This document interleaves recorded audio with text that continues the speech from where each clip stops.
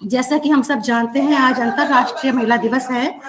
तो महाविद्यालय के महिला प्रकोष्ठ यानी विमेन सेल की तरफ से हमने एक कार्यक्रम का आयोजन किया है, जिसमें हम एक प्रोग्राम ऐसा करना चाहते हैं कि बहुत सारी चीज़ों को ध्यान में रखते हुए, महिलाओं को ध्यान में रखते हुए, और हम ये तो जानते हैं कि महिलाओं के लिए एक स्पेशल दिन है, एक विशेष दिन है, पर इस दिन को हमने और विशेष बनाने के लिए इस दिन को आज माँओं के लिए समर्पित किया है, मदर्स के लिए समर्पित किया है, क्योंकि जो उनका कंट्रीब्यूशन होता है अपने बच्चों के लिए, और वो बच्चे जब समाज में जाते हैं तो उस समाज के लिए एक बहुत बड़ा योगदान होता है, एक बहुत बड़ा कंट्रीब्यूशन होता है। और वो जो व्यक्ति है माँ के रूप में, वो पर्सनालिटी जो है वो हमेशा पर्दे के पीछे रहती है। तो आज महिला प्रकोष्ठ की तरफ से एक छोटा सा प्रयास है कि ऐसी माँओं को, ऐसी मदर्स को जो हमेशा अपने बच्चों की सफलता का कारण होती है, अपनी बच्चों की सफलता के पीछे छिपी रहती हैं, हम उनको एक प्लेटफॉर्म प्रदान करें, एक मंच प्रदान करें। और आज ये कार्यक्रम इसी विषय के लिए समर्पित है। मैं आपका फिर से हार्दिक धन्यवाद करती हूँ और स्वागत करती हूँ। हमारे साथ हमारे प्राचार्य जी डॉक्टर प्रोफेसर संजीव कुमार जी जुड़ चुके हैं। सर, मैं आपको नमस्कार करती हूँ और आपका स्वागत करती हूँ।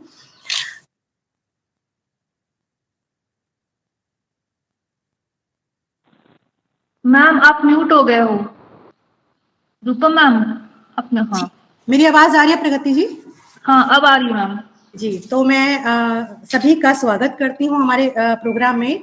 आज 8 मार्च 2022 को अंतर्राष्ट्रीय महिला दिवस पर मैं मिहिर भोज परिवार की तरफ से और महिला प्रकोष्ठ की तरफ से पुनः आपका एक बार फिर से स्वागत करती हूँ। और आज के हमारे प्रोग्राम की जो स्पेशल गेस्ट हैं वो मैं अभी आपको बताऊंगी कि कौन है, वो सस्पेंस अभी रखते हैं। और मैं अपने सभी साथियों के साथ, मेरे साथ मेरी कोऑर्डिनेटर को कन्वीनर डॉक्टर प्रियंका यादव हैं, जो मेरे साथ ज्वाइन कर रही हैं इस प्रोग्राम को। इसके अलावा डॉक्टर शीला गुप्ता है, डॉक्टर सपना है, पूरी टीम है हमारी। सेवक जी हैं, प्रगति है, सूर्य प्रकाश जी हैं, शैलेंद्र हैं, बहुत सारे नाम है अगर मैं सबका लूंगी तो। आशीष जी हैं, समय जी हैं, निर्मला जी हैं, कविता जी हैं, और जितने भी मेरे साथी हैं, जितनी भी मेरी टीम है, मैं सभी के बिहाफ पर आप सभी का स्वागत करती हूँ। और मैं स्वागत करना चाहती हूँ अपने प्राचार्य जी का, प्रोफेसर डॉक्टर संजीव कुमार जी का, जो न केवल एक कुशल दिशा निर्देशक हैं, कर्मठ हैं, सुयोग्य हैं और प्रतिभाशाली व्यक्तित्व के स्वामी हैं, बल्कि सदैव नवीन और योग्य विचारों को समर्थन करने वाले हैं, हमारा मार्गदर्शन करने वाले हैं। और आज के इस कार्यक्रम को भी आयोजित करने के लिए हम उन्हीं के प्रोत्साहन और मार्गदर्शन के अंदर काम कर रहे हैं। मैं सर का बहुत बहुत बहुत धन्यवाद करना चाहती हूँ। थैंक यू सर, आप ऐसे ही हमारा मार्गदर्शन करते रहें तो आपकी टीम बिल्कुल आगे काम करती रहेगी, बढ़कर काम करती रहेगी। तो जैसे मैंने आपको बताया कि आज का जो प्रोग्राम है, बहुत सारे एफर्ट्स लगे हैं, और मैं वो सस्पेंस रिलीव कर देती हूँ कि हमारे स्पेशल गेस्ट कौन है। जैसे मैंने आपको शुरू में हिंट दिया था कि जो मदर्स हैं, जो बच्चे आज आप अपने टीचर्स को देखते हैं या अपने बच्चों को देखते हैं सोसाइटी में, इतने सक्सेसफुल हैं, इतने सफल हैं, उनके पीछे कौन काम करता है? उनके पीछे वो काम करती है वो महिला शक्ति, वो मातृ शक्ति, जिसको कई बार पहचान नहीं मिल पाती, कई बार मंच नहीं मिल पाता, कई बार प्लेटफॉर्म नहीं मिल पाता। तो ये छोटा सा प्रयास है महिला प्रकोष्ठ की तरफ से, महाविद्यालय की तरफ से, कि हम उन सभी माँओं को एक मंच प्रदान करें, उनको प्रणाम करें, प्रणाम करने का अवसर हमें मिले, और उनसे जुड़ने का, उनके एक्सपीरियंस जानने का अवसर भी हमें प्राप्त हो। महिलाओं के बारे में या नारी शक्ति के बारे में मैं क्या कहूँ, ये बताते हुए मुझे बहुत गर्व और खुशी हो रही है कि बहुत सारी माताएं, बहुत सारी मम्मीज हमारे साथ जुड़ चुकी हैं इस कार्यक्रम में। मैं सभी को प्रणाम करती हूँ। माँ तो एक ऐसा शब्द है जिसको अगर परिभाषित किया जाए तो मुझे लगता है कि संपूर्ण विश्व कम पड़ेगा, उसमें पूरी कायनात छोटी पड़ जाएगी। माँ शब्द इतना गहरा होता है कि उसके लिए वो सब चीजें उसके सामने मायने नहीं रखती। तो माँ के प्यार और ताकत को शब्द की सीमाओं में नहीं बांधा जा सकता, और हम ऐसा प्रयास भी नहीं करना चाहते। वो फ्री है, वो आज़ाद है, उसको आज़ाद ही रहना चाहिए, उसको कोई किसी बंधन में नहीं बांधना चाहिए। और नारी तो ऐसे भी पूजनीय होती है, और जब वो माँ हो जाती है तो वो परम पूजनीय हो जाती है। ऐसा हमारे शास्त्रों में भी कहा गया है कि यत्र नार्यस्तु पूजन्ते रमन्ते तत्र देवता, यात्र तस्तु न पूजन्ते सर्वस्त्र त्राफला क्रिया। अर्थात जहाँ स्त्रियों की पूजा होती है वहाँ देवता निवास करते हैं, वहाँ पर, और जहाँ पर सभी कार्य, जहाँ पर स्त्रियों की पूजा से मतलब सम्मान, जहां पर उनका सम्मान नहीं है वहां पर बना बनाया कार्य भी निष्फल हो जाता है, ऐसा हमारा पूर्ण विश्वास है। कहते हैं कि भगवान ने जब धरती को बनाया तो भगवान हर जगह नहीं हो सकता था, तो उसने नारी को बनाया, उसने माँ को बनाया। तो माँ हम सबके साथ है, माँ का आशीर्वाद हम सबके साथ है और सभी के ऊपर बना रहे, ऐसी मैं कामना करती हूँ। क्योंकि वो जो एक चीज हम सबके पास होती है, माँ है जो दुनिया में सबसे खास होती है। मैं इसी उद्बोधन के साथ अपनी सहयोगी और अपनी साथी डॉक्टर प्रियंका यादव को आमंत्रित करती हूँ कि वो कार्यक्रम को आगे बढ़ाएं। Doctor Yadav. Thank you very much ma'am. कार्यक्रम को आगे बढ़ाने से पहले मैं चाहूंगी कि मैं हमारे प्राचार्य जी को कहूं कि वो 2 शब्द कहें जो हम सबको थोड़ा मोटिवेट करें और प्रोत्साहित करें कुछ करने के लिए। Please sir. प्रियंका जी धन्यवाद और रूपम जी बहुत बहुत धन्यवाद। आपकी संपूर्ण टीम को धन्यवाद कि आज अंतर्राष्ट्रीय महिला दिवस पर आपने इतना बेहतरीन कार्यक्रम आयोजित किया। और आज के मुख्य अतिथि हमारी सभी माताएं हैं और माताओं के अनुभव हम सबको आज जानने का मौका मिलेगा। और सब बच्चों को मैं कहता हूं कि ये बहुत बेहतरीन अवसर है, इसका भरपूर लाभ आप उठाएं, क्योंकि जिस तरह की भागदौड़ की जिंदगी आजकल है, अब बच्चों की, छोटे बच्चों की तो क्या बात करें, हम तो समझते भी हैं कि माँ का क्या महत्व है। हम भी उस कदर माँ के पास नहीं रह पाते, उतना समय उनके साथ नहीं बिता पाते, ये जानते हुए भी कि वो उम्र के उस पड़ाव पर है जब कहीं भी हमारा साथ छोड़ सकते हैं।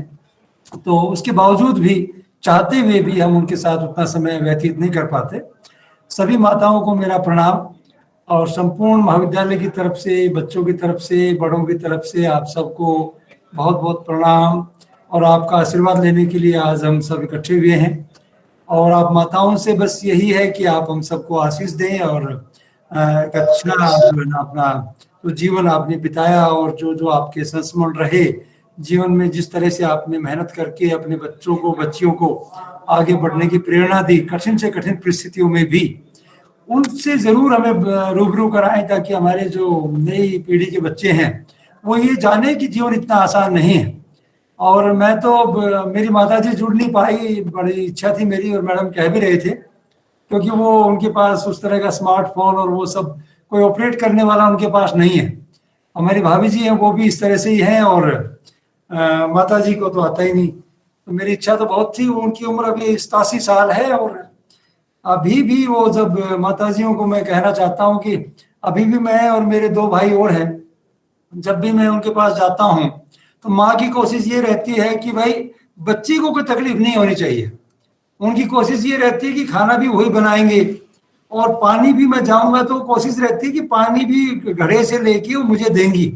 वो मैं रोक दूं बात अलग है, लेकिन अभी भी वो संस्कार कोई सीखे नहीं उन्होंने, कोई स्कूल नहीं गए कभी भी, वो बिल्कुल अनपढ़ है, कभी स्कूल नहीं गए। लेकिन मैं उनके बच्चों की बता रहा हूँ, वो मुझे भी ऐसा समझते हैं कि मेरा बच्चा आया है तो मुझे पानी देना है। और आजकल तो घर में ये परंपरा जो है सिखानी पड़ती है, सिखाने के बाद भी हम सीख नहीं पाते हैं। और माताजी में खूब बीमार रहेंगी, उनकी रीढ़ की हड्डी में दर्द रहता है। मैं कहता हूँ कि माँ मैं खाना बनाता हूँ आज। कई बार ऐसा होता है मैं और माँ ही अकेले होते हैं घर में, तो माँ कहती है ना भाई मैं बनाऊंगी, तो चलो वो खाना बनाएंगे, खुद बनाएंगे। तो खाना बनाने के बाद मैं माँ बर्तन में धो देता हूँ। तो मैं कितनी ही जिद कर लूँ, मुझे आज भी वो बर्तन नहीं धोने देते। मैं चोरी छुपे धो लेता हूँ, बात अलग है। लेकिन वो बुजुर्ग महिला 87 ईयर्स 87 साल की मेरी माताजी हैं और ज्यादातर वो अकेली रहती हैं। जब हमारा मौका मिलता है, हम में से कोई भाई या भतीजा या मेरी पत्नी, मेरे बच्चे, बारी बारी से हम सोचते हैं कि माँ को कम से कम अकेला रखा जाए। लेकिन फिर भी बहुत सारा समय ऐसा होता है वो अकेले रहते हैं, उनको कोई, जब भी फोन उनका हर दिन आता है, फिक्स समय 7 बजे उनका फोन आएगा। पहला माता जी उसमें बताना चाहता हूँ कि पहला उनका वाक्य ये होता है, भाई मांडे बन गए? तो वो कहते हैं मांडे बन गए, तो मांडे बन गए मतलब खाना खा लिया, बना लिया ऐसी। तो उनको कभी ये नहीं मैं बीमार हूँ, मुझे कोई दिक्कत है, वो कभी नहीं बताएंगे। वो बीमार हो भी लेंगे, ठीक भी हो जाएंगे, जब हम घर जाएंगे तो पता लगेगा माँ बीमार हो गई थी और ठीक भी हो गई। और हमारी बस एक बार जो माँ राम राम बोलते हैं तो उसी से वो समझ जाते हैं भाई मामला गड़बड़ है या सब ठीक ठाक चल रहा है जी। तो बोला भाई कुछ गड़बड़ लग रही है, तो ये जो अद्भुत अनुभव है, और मैं कहता हूँ कि सबके सिर पे माँ का आशीर्वाद और माँ का साया हमेशा बना रहे। और बहुत भाग्यशाली वो लोग हैं जो माँ के करीब रहते हैं और माँ की देखभाल कर पाते हैं, और हमें उतना अवसर नहीं मिलता। मैं इस बात को बहुत मिस करता हूँ। और मैं माताजियों से ये भी कहना चाहता हूँ कि मेरी माँ बहुत खुश है कि भाई 3 बच्चे 3 अफसर हैं, लेकिन जब मैं अकेले में सोचता हूँ तो मुझे लगता है कि वो खुशी किस बात की ले रहे हैं, उनको क्या मिला? उनको तो कुछ भी नहीं मिला। 3 बच्चे घर से बाहर, उनसे दूर है जी, उनकी जो बहुएं हैं वो भी बाहर, उनसे दूर, वो उनके जो पोते पोतियां हैं वो भी उनसे दूर, लेकिन फिर भी वो इतने खुश हैं इस बात से ही कि गांव में सब कहते हैं अफसर की माँ है, तो इसी बात से वो खुश हैं। तो ये जो माताएं हैं सब अफसरों की माताएं हैं, और मैं समझता हूँ सभी माताएं इसी तरह से खुशी का आनंद लेती है। बच्चों को आगे बढ़ते हुए देखने में उनको बहुत अपार खुशी होती है। और मैं मतलब कितनी बात बता सकता हूँ, मतलब माँ के बारे में तो अद्भुत है अनुभव, और सभी माताएं ऐसी होती है, इसलिए कोई जरूरी नहीं है कि मेरी माता, सबकी माताएं ऐसी हैं। और सभी माताओं को प्रणाम। और मैं तो कहता हूँ कि ये भावना, जो माँ की भावना है, वो बच्चों में भी आए। और जिन परिस्थितियों में उन्होंने हमें पढ़ाया, आप सोच नहीं सकते, ये बच्चे आज की जनरेशन के तो सोच नहीं सकते कितनी पीड़ा के साथ, कितने दुख दर्द के साथ, कितनी आर्थिक जो समस्याओं के साथ, और जब उन्होंने हमें पढ़ाया वो खुद भूखे रह लेते थे, खुद उनके पास रिसोर्सेज नहीं होते थे, वो फटी धोती में रहते थे, अपने कपड़े नहीं खरीदते थे, हमें नई ड्रेस दिलवाते थे कि बच्चों को दिक्कत नहीं होनी चाहिए। तो ये जो भावना है ये सिर्फ माँ के पास ही हमें मिलेगी। और मैं आज इस विशेष दिवस पर खास तौर पर सभी माताओं को बस प्रणाम करता हूँ, और मन से, दिल से अपनी माँ को भी याद करता हूँ। और होली पे मैं जाऊंगा और अपनी माँ से मिलूंगा, ये बातें बताऊंगा जो मैं आज आपसे सीखूंगा। तो सभी माताजियों से रिक्वेस्ट है कि अपने अपने अनुभव साझा करें ताकि हम सबको भी लाभ मिले। सभी को नमस्कार। Thank you very much sir. बहुत ही प्यारे, बहुत ही हार्टफेल्ट एंड हार्ट टचिंग शब्द थे। इन ऑल ऑनेस्टी मेरे ख्याल से सभी की स्टोरी ऐसी ही होगी। तो कार्यक्रम को आगे बढ़ाते हैं, और मैं चाहती हूँ कि बिफोर प्रोसीडिंग फर्दर कि सारी की सारी मम्मियां एक बार अपने बारे में एक एक करके हमें जो भी बताना चाहे, अपना एक इंट्रोडक्शन सा, जो उनकी इच्छा हो, कुछ प्रेशर फील करने की जरूरत नहीं, जो आपका मन करे हमें हमारे साथ साझा करें। तो मैं कैसे शुरुआत करूं? चलिए, मैं चाहूंगी कि रूपम मैम की माता जी जो है वो प्लीज अनम्यूट करें अपने आप को। आंटी जी अपने नाम के साथ प्लीज हमें बताना शुरू करें, अपने बारे में कुछ भी बताएं।